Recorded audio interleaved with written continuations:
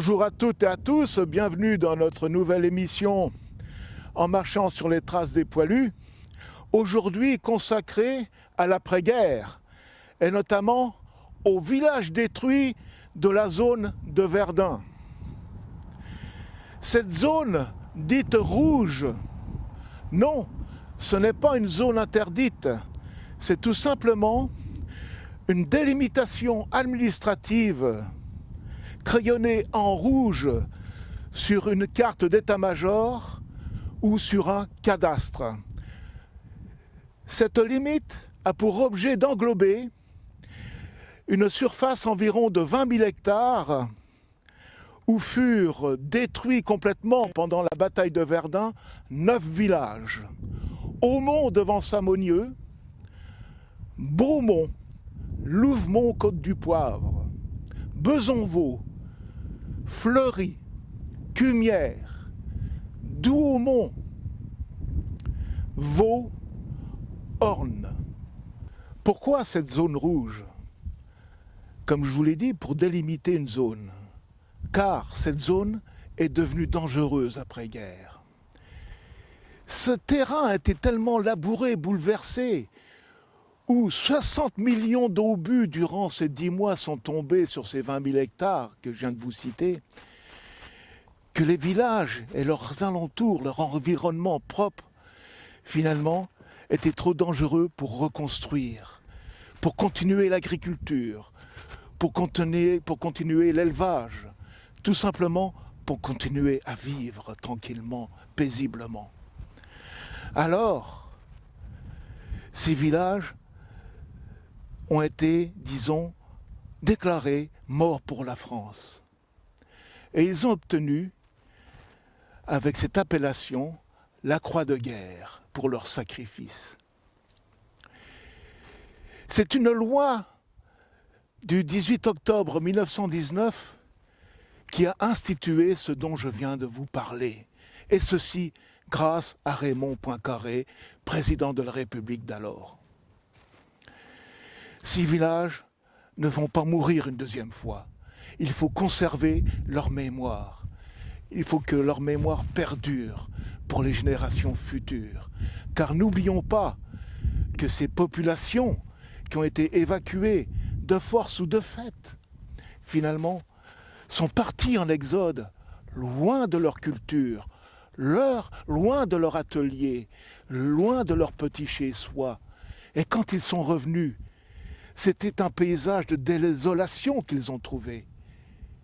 Comment reconstruire sur un tel paysage où trou d'obus sur trou d'obus ressemble plutôt à un paysage lunaire?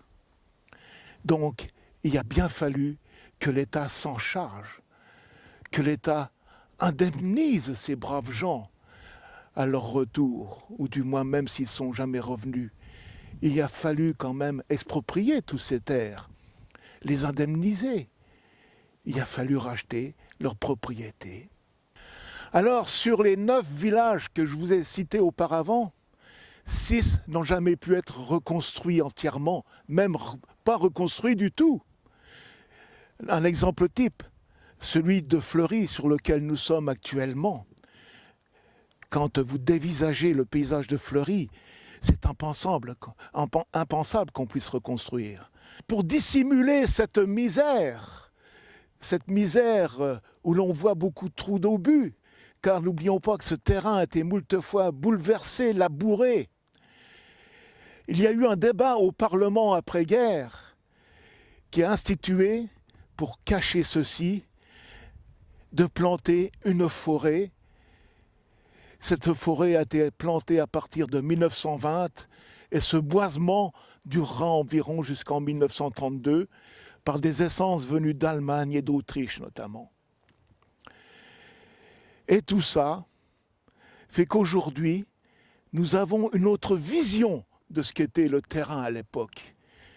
Car comme j'explique souvent dans mes commentaires, que le paysage que nous connaissons aujourd'hui n'était pas celui de 1914 et encore bien moins celui de 1916, du moins juste avant la bataille de Verdun.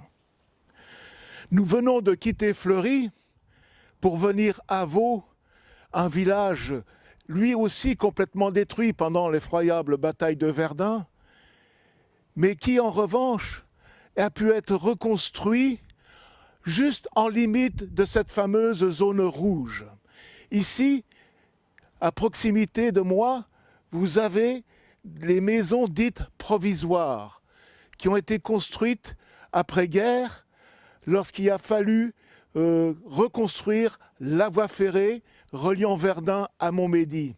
Et ces maisons dites provisoires ont accueilli en prime abord les ouvriers qui travaillaient sur cette ligne de chemin de fer.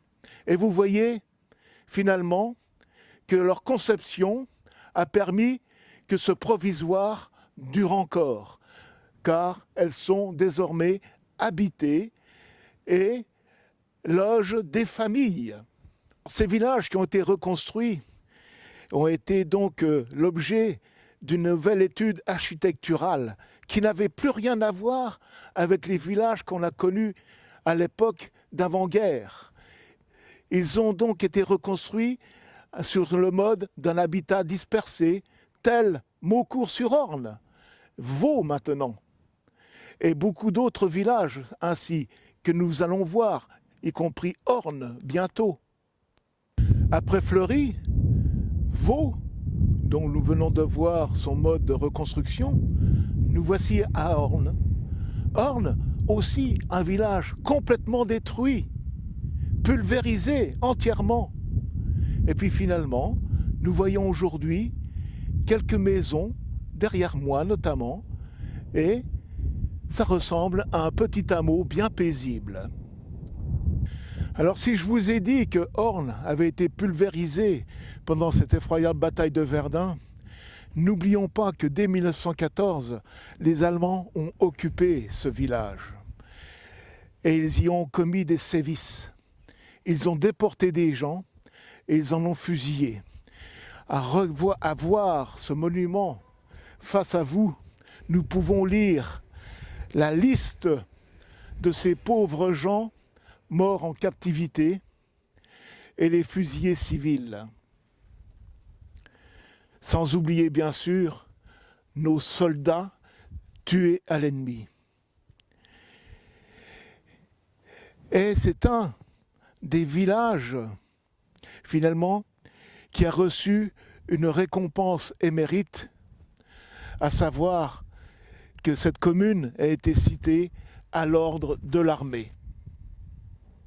Dans ce décor pittoresque de cette église détruite pendant la bataille de Verdun, cette église d'Orne, je vais vous lire un extrait d'une vieille habitante de ce village, Clémence Saint-Vanne, un extrait tiré d'un livre édité par Connaissance de la Meuse, Village détruit, village reconstruit. Orne détruit. Mon mari était originaire d'Orne. Quand il est revenu, tout le village était pulvérisé. Il n'y avait plus une maison debout. Mon beau-père, après la guerre, était cantonnier. Il a donc travaillé dans le secteur pour refaire les routes. Mais il est mort en 1922 car il avait été gravement gazé. Mes beaux-parents avaient acheté un terrain à l'État pour y construire une maison. J'y habite toujours. Après la mort de mon mari, j'ai vécu seul ici durant 6 années. Puis, 2 autres maisons, dont celle de mon fils, ont été construites à côté. À la belle saison, nous sommes 9 habitants. En hiver, 7. Alors pour que la mémoire perdure concernant tous ces villages détruits que je vous ai énumérés tout à l'heure, il est bon de rappeler cette loi du 18 octobre 1919, voulue par Raymond Poincaré, qui permet donc de conserver la mémoire de ces villages. En instituant quoi? En instituant un conseil municipal qui ne s'appellera pas de cette façon, mais qui s'appellera une commission municipale. Et à sa tête, nous y trouverons pas un maire, mais un président de commission municipale qui sera aidé en cela par un assesseur et un simple conseiller. Donc, chaque village détruit, il y a 3 personnes pour s'occuper administrativement de ce village. Quels sont les pouvoirs d'un président de commission municipale? Eh bien, tout simplement les mêmes qu'un maire d'une commune normale. Il peut marier, il peut inhumer, il gère sa commune. Seulement, il y a une chose qu'il ne peut pas faire, c'est d'être déclaré grand électeur pour voter lors donc des élections sénatoriales. Lui-même n'étant pas un élu, car il est désigné. Alors, il bénéficie de quoi? Bien sûr d'aide.